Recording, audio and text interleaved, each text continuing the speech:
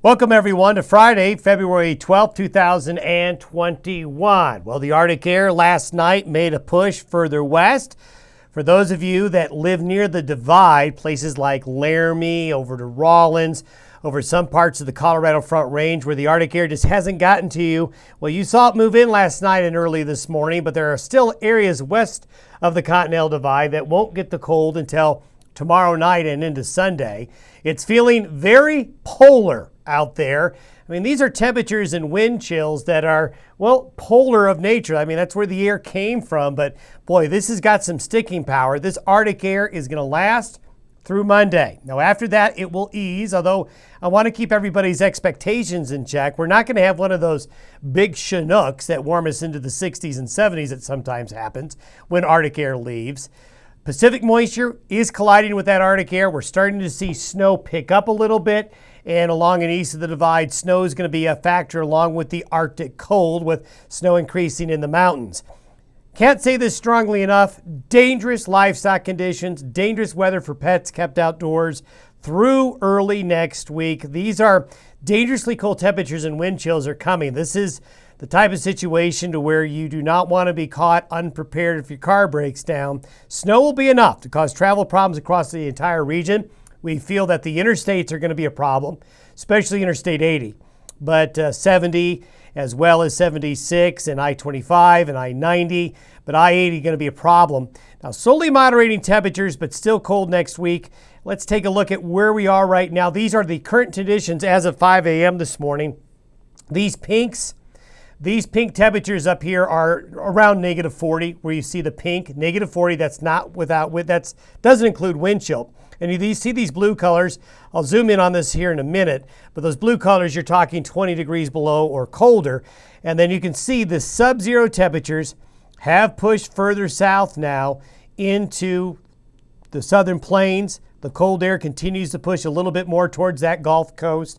And you'll see the Arctic air expand this way and a little this way over the next 24 hours or so. So if we were to zoom in, we can see that the coldest temperatures are over north central North Dakota right now, into the arrowhead of Minnesota, back into Cut Bank, Great Falls, Montana's. We got some minus 32 degree temperatures out there.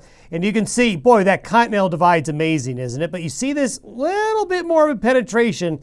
That cold air now got into Laramie. They're in the single digits this morning. Places like Walden, you're still in an island there in Walden above the Arctic air, and probably will be above the Arctic air till tomorrow night and Sunday. We're going to continue to see the Wasatch Front of Utah and the western slope of Colorado protected from that Arctic air for a little longer. These are what the wind chills are right now. Just incredibly cold wind chill conditions across the region. And this pink area, as the weekend wears on, is going to be dropping south into this region here. So we got to be ready for that. Here's the upper level chart as of this morning, and here's that tadpole, that tail of Arctic air we've been talking about. Here's the polar vortex right here. We'll label it PV, and behind this is a tail of bitter cold Arctic air on the ground. This map is at 18,000 feet, so it's not showing what the surface conditions are like, but you can just assume that anywhere under this green line and on the ground and under this blue area here is the cold core of the bitter cold. We showed you that map of the coldest temperatures right here. Well, that's right in the middle of the polar vortex. But this is a very impressive tail of Arctic air that's coming. Here's a little low coming out of California that's throwing moisture this way to help bring the snowfall. By Saturday night, we have a deeper low coming into the Four Corners area. The Arctic air is backed up against the divide about into those areas here, and that overrunning of moisture, as we've been discussing all week, that moisture gets lifted over the Arctic boundary and you get snowfall, and you're going to see an impressive band of snow developing like this in the deeper Arctic air as that Pacific moisture comes together. Now, this is by Wednesday. Notice that the blue color here moves off a bit to the north and east, and the polar vortex is more up to the north. But what I want to show you here is we need to curb your enthusiasm when it comes to any big warm-up, because even into Tuesday and Wednesday, the winds aloft are still coming in from the northwest. So yes, the Arctic air will ease. It'll get pushed off to the east, but with winds aloft from the northwest, we're not going to get a big Chinook. So temperatures for most of next week, while not as cold, will still be cold. And this northwest wind flow will continue to bring in waves that could mean more snow chances, especially for the mountains.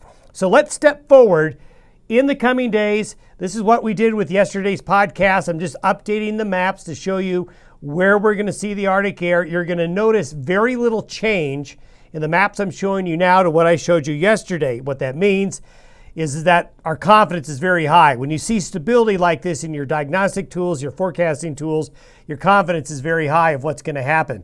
The coldest spoke of cold air, there's the tail that's coming on in. These are the forecasted temperatures for Saturday morning. And you can see the deeper, colder air is getting further south. By Sunday morning, this is where the biggest push comes. Overnight Saturday into Sunday morning, there is that push west of the Continental Divide. So areas in northwest Colorado, north central Colorado, and eventually into Utah will get into some of this Arctic air. And that is also going to collide with the Pacific moisture. By far, the coldest temperatures, at least on a widespread basis, will be Monday morning. These are forecasted temperatures around 5 a.m. Monday morning. So you can see these are extremely cold. Look at those temperatures in Nebraska, across eastern Wyoming, eastern Colorado. Look at places in New Mexico that don't normally experience temperatures like that. Sub-zero temperatures all the way past Amarillo and single digits headed towards the Gulf Coast. So it looks like Monday morning will probably be the coldest morning for everybody in this particular region. Now let's take a look at what the precipitation is going to do. This is through Monday. You can see a lot of precipitation coming into the Pacific Northwest coast, the Sierra Nevada of California, but you can see the major mountain chains coming through and getting some good moisture. But what I want to highlight here is this arch of snow that comes over the divide and out into the plains. This is where the Arctic air is going to be banked up like this, and there's that low coming up here throwing this Pacific moisture over that Arctic boundary. And you're going to get a snowfall pattern that looks like this, still showing very impressive snowfall amounts. Now, these amounts are probably too high, but with the air so cold, you're going to make the snow stack up higher because snow crystals, when they form at temperatures this cold, they stack up taller than they would if you're closer to freezing.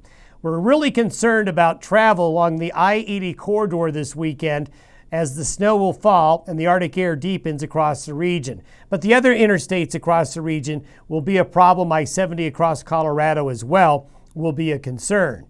If you were to look at the whole nation over the next 10 days, that is, boy, a big winterly look. The New England area, the Great Lakes, through the Ohio Valley, parts of the Corn Belt, and deep into the heart of Texas. Wow, look at the potential for snow down into the Dallas area. It will probably get a few flakes of snow in Houston before this system is done. Taking a look at the wind chill temperatures Monday morning, these are wind chills when we wake up Monday morning.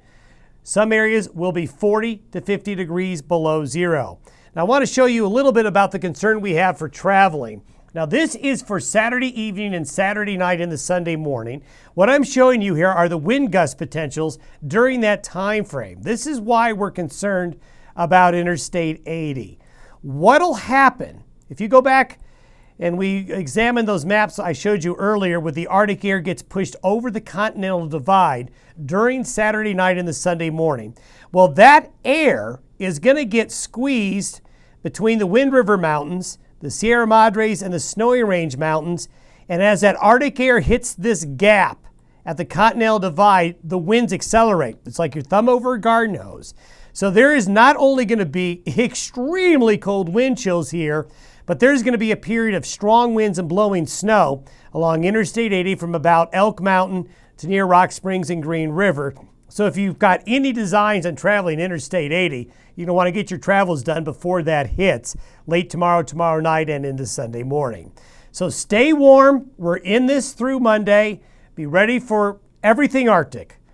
Arctic temperatures, Arctic wind chills, Arctic-like snow conditions through Monday before slowly moderating temperatures next week. Have a good weekend. Stay warm. We'll talk to you on Monday.